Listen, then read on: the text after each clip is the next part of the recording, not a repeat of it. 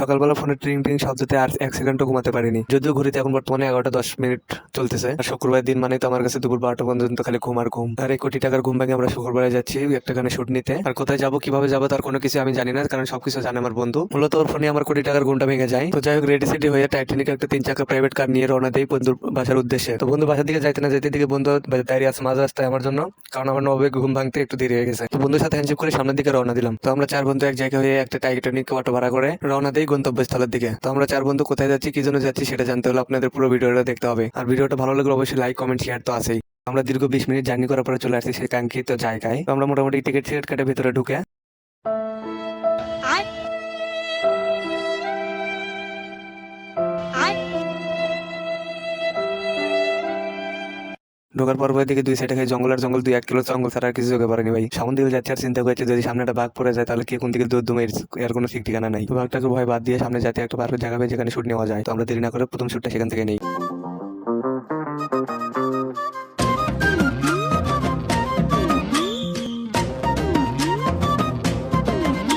তো এখান থেকে আমাদের প্রথম শুটটা নেওয়া হয়। তো আমরা এখান থেকে সবকিছু গুছিয়ে গেছে নিয়ে সামনের দিকে আগাই, যেখান থেকে আমরা দ্বিতীয় শুটটা শুট করব। তো সব জায়গায় খোঁজাখুঁজি পরে শেষমেশ আরেকটা জায়গা পাই, যেখান থেকে আমরা দ্বিতীয় শুটটা নিতে পারবো। সাধু বাবা না কান্দা বিজদান কান্দা বিসকাস করে নাই বুড়া জোচিয়ার। আর আমরা দ্বিতীয় শুটটা যেখান থেকে নেই সেখানে অনেক মানুষ থাকার কারণে আমার স্টেপগুলো আমি ভুলে গেছিলাম। তো সবার স্টেপটা পারফেক্ট হলেও আমার যেন কেমন ডাউট হয় যে আমারটা পারফেক্ট হয় নাই। তো আমি ক্যামেরায় গিয়ে আবারও নিজেরটা ভালো করে দেখে নিয়ে পরে স্টেপটা আবারও সুন্দর করে উঠাই। সাধু বাবা না কান্দা বিজদান কান্দা বিসকাস করে নাই বুড়া জোচিয়ার। তো দ্বিতীয় শুটটা নেওয়ার পরে আমরা এখান থেকে জায়গা চেঞ্জ করি।